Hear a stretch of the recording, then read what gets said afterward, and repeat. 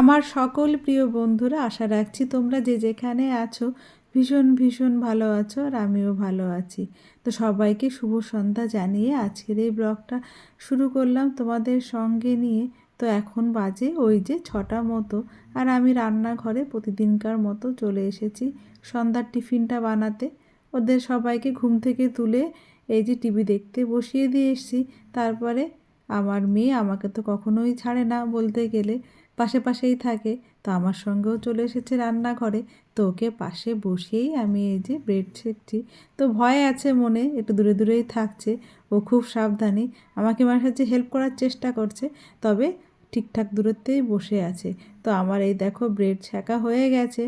এখন আমি জ্যাম লাগাবো, মানে এক একজনের এক রকমের টেস্ট। একজন বলেছে জ্যাম দিয়ে খাবে, একজন বলেছে ওই বাটার দিয়ে খাবে, আর একজন বলেছে দুধের সর দিয়ে খাবে। তো সবার পছন্দ মতো আগে ব্রেডটা করে নিলাম। তারপরে আবার সন্ধ্যার দিকে সব গুছিয়ে রাখবো রাতের খাবারের জন্য। তো ওদের খাবার দিয়ে তারপরে এই রান্নাঘরে আর বাদবাকি কাজগুলো করে নেবো। রাতের খাবার, সন্ধ্যার সময় চা। তো সন্ধ্যার সময় উঠে বেশ অনেকটা চাপে থাকে। ওই দুপুর টাইমটা খাওয়া দাওয়ার পর বেশ অনেকটা সময় পাই একটু নিজের মতো করে সময় কাটানোর। তারপরে আবার ওই যে সন্ধ্যার থেকে শুরু হয়ে যায়। তো এই দেখো, এই যে এখন সরটা দিয়ে আমি ব্রেডটা বানালাম। ওপর থেকে হালকা করে চিনি ছড়িয়ে নিলাম। এই যে একটা সর, একটা জ্যাম, আর একটা ওই যে বাটার দিয়ে করে নিয়েছি। মেয়ে জ্যাম দিয়ে খাবে, ও বাটারটা খেতে চায় না। তো বলছে এখন চলো টিভি দেখবো আর খাবো। তো ওকে ধরিয়ে দিয়ে টিভির পাশে বসিয়ে দিয়ে এসেছি। আর আমি এই যে মেথি শাকগুলো বাছছি। ভেবেছিলাম ওই যে দুপুরবেলায় বাছবো, কিন্তু আর সময় হয়ে ওঠেনি। তখন ভাবলাম থাক, এখন সন্ধ্যার সময় বেছে ধুয়ে তারপরে কেটে আটাটা মেখে রাখবো। তো দেখো, কথা বলতে বলতে আমার বাছাও হয়ে গেছে। এখন ধুয়ে জল ঝরিয়ে তারপরে কুচি কুচি করে কেটে আটা দিয়ে মাখবো। আমি আজকে মেথি শাকের পরোটা করব, সঙ্গে পনিরের তরকারি। তবে পনিরের তরকারি সব গুছিয়ে রেখেছি, ওর বাবা করে নেবে, আমি ওদের পড়াবো। তো এখন সব কিছু গুছিয়ে মেখে রাখছি। তো আটাটাই দিয়েছি, ময়দা খুব সামান্য পরিমাণে দিয়েছি। আমি যে কোনো পরোটা করতে গেলে খুব একটা ময়দা দেই না, খুবই সামান্য পরিমাণ দিই। 2 ভাগ আটা থাকলে 1 ভাগ ময়দা, কি তারও কম দিই। তো এই যে আমি সব কিছু দিয়ে নিয়েছি, একটু লবণ, তেল, আর ওই যে মেথি শাকটা অনেকটা পরিমাণ দিলাম। খাওয়া তো অনেকটা উপকারী, ছেলে মেয়ে খেতে চায় না, তবে এইভাবে করে দিলে মেথি শাকটা ভালোই খেয়ে নেয়। আর এই দেখো, এই যে পনিরটা ভাজা হয়ে গেছে। আর এই যে মশলা করার জন্য ওই যে পেঁয়াজ, আদা, রসুন আর টমেটো সব কেটে সেদ্ধ করে নিয়েছি। আর এই দেখো, এই যে মেথি শাকটা প্রথমে ধুয়ে আটার সঙ্গে মেখে রেখেছিলাম, অনেকটা জল বেরিয়ে যাওয়ার পরে তারপরেই মেখেছি। তো যাই হোক, এবারে পনিরের মশলাটা মিক্সিতে বেটে নিয়ে ওই তেলের মধ্যেই সব মশলাটা ঢেলে দিলাম। আর এই যে একটা কন্টেনারে আবার একটু চারমগজ, একটু কাজু আর আমন্ড ভালো করে মিক্সিতে পেস্ট করে রেখে দিলাম। আর এই যে মশলাটা কষিয়ে নিলাম ভালো করে, তার মধ্যে একটু কাসুরি মেথি দিয়ে দিলাম। তো এতে ভালো কী হয়, গন্ধটা আসে। আর আলুটা ভেজে রেখেছিলাম, সেটা ওই যে মশলার মধ্যে দিয়ে রেখেছিলাম। আর এই যে কাজু বাটাটা ওর মধ্যে ঢেলে ভালো করে আবার কষিয়ে নিয়ে তারপরে ওর মধ্যে একটুখানি সামান্য জল দিয়ে আবারও ভালো করে কষিয়ে নিয়ে যে পনিরটা রেখেছিলাম, এবার এই যে মশলাটার মধ্যে ঢেলে দেব। বেশ অন্যরকম করে করেছিলাম আজকে, তবে বেশ টেস্টি হয়েছিল খেতে।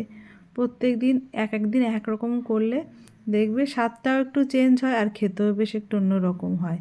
তো যে পুরো পনিরটা ঢেলে দিয়েছি, আর পনিরটাও হয়ে গেছে। আর এইদিকে এখন আমি পরোটা করে নিচ্ছি সবার জন্য। দুদিকে দুটো তাওয়া বসিয়ে দিয়েছি, তাতে কি হবে, তাড়াতাড়ি করে হয়ে যাবে। আর এতে পরোটা বানার সময় একটুখানি বড় হয়, তো আমি বেলন ছাড়াই এই যে আমার চপারটা আছে এর উপরেই আমি বেলি, তাতে সুবিধা হয় অনেকটা। তো এপিট ওপিট করে একটুখানি ভেজে নেওয়ার পরে ওপর থেকে তেল দিলাম। তবে আমি আমারটা তেল ছাড়াই ভাজি, বেশিরভাগ একেবারেই তেল দেই না। ওই শুকনো করে ভেজে নিলেও হয়, বেশ সেটা হেলদি হয় অনেকটা। তো সবাইকে এই যে এক এক করে দিয়ে দিলাম। আর তারপরে আমার যে খাওয়ার পালা। তো এখন বেজে গেছে প্রায় 10টা মতো, সবার খাওয়া দাওয়া হয়ে গেছে। তো এখন আমি খাবো। আর ওর বাবা খাবে। তো লোকজন এসেছিলো, সবারই খাওয়া হয়ে গেছে। তো দুজনেই বাকি আছে। এরপরে রাতে কিছু কাজ বাজ করে তারপরে রাতে ঘুমোতে যাওয়া। তো পরের দিন সকালবেলা উঠে রান্না বান্না সেরে এই লাউটা নিয়ে বসলাম লাউয়ের পায়েস করব বলে। অনেক বাচ্চারাই বা অনেকেই লাউ খেতে চায় না, তো এইভাবে খাওয়ালে দেখবে সবাই খেয়ে ফেলবে। নিয়ে খাওয়ান, চেটে পুটে পুরোটাই শেষ করে ফেলবে। বলবে আরেকটু সবজি দাও তো, আবারও খাবো। তো চলো বানিয়ে ফেলি সবজির পায়েস। প্রথমেই বলি, এই যে লাউটা দেখছো, বাজার থেকে কেনা নয়, একজন পরিচিত কাছের মানুষ দিয়েছে।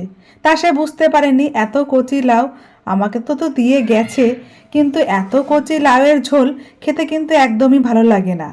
তাই ছোটবেলা খাওয়া মায়ের হাতের রান্না লাউয়ের পায়েসের কথা মনে পড়ে গেল। তো চলো বানিয়ে ফেলি ঝটপট করে লাউয়ের পায়েস। প্রথমে লাউটাকে ঝিরিঝিরি করে কেটে নিলে ভালো হয়, তবে হাতে কাটলে বেশি স্বাদ হয় বটি দিয়ে। যা মা ঠাকুমারা আগে করতো তার কিন্তু স্বাদটা আলাদাই ছিল। তবে আমি সেটা যেহেতু পারি না, তাই গ্রেটার দিয়ে ভালো করে গ্রেট করে নিলাম। গ্রেটার দিয়ে গ্রেট করার আর একটা বড় সুবিধা, যেটা হলো আমাদের সবার ব্যস্ত জীবনে কম সময়ে তাড়াতাড়ি কাজটা হয়ে যায়। তো সব লাউটা এরমভাবে গ্রেটার দিয়ে গ্রেট করে তারপরে ভালো জল দিয়ে কয়েকবার ধুয়ে নিলাম, তাহলে যে লাউয়ের কষটা থাকে কালো কালো হয়ে যায় সেটা বেরিয়ে যায়। তারপরে একটা ছাঁকনি দিয়ে বা যে কোনো মশারি হতে পারে, কাপড় হতে পারে, যার যেটা থাকে সেটা দিয়ে ভালো করে জল ঝরিয়ে নাও। আর আমার কর্তামশাই লাউয়ের পায়েস হচ্ছে দেখে সে খুব উৎসাহ ভরে কিন্তু এই যে জলটা ছেঁকে দিল।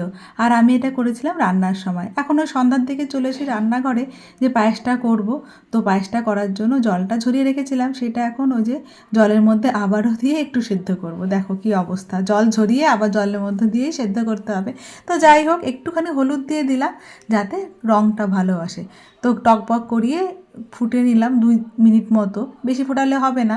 তারপরে এই যে আবার জলটা ঝরিয়ে নিলাম, আবারও হাত দিয়ে চেপে চেপে ঠান্ডা হলে জলটা বার করে এই যে সব লাউটা তুলে রাখলাম।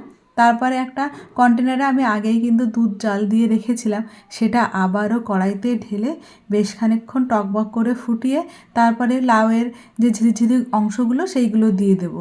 তবে এই যে দুধটা যত জাল হবে পায়েসের, তত কিন্তু পায়েসের টেস্ট ভালো হয়। আর এই পায়েসে কিন্তু আমি একেবারেই কাজু কিশমিশ দিই না, তার কারণ আমার ভালো লাগে না। চালের পায়েসে দিলে সেটা আমার বেশি মনে হয় স্বাদ লাগে। লাউয়ের যে আলাদা একটা স্বাদ, এটা এমনি দুধের সাথে ভালো লাগে। তো ভালো করে জাল করে নিয়েছি, এখন হাত দিয়ে দিলাম।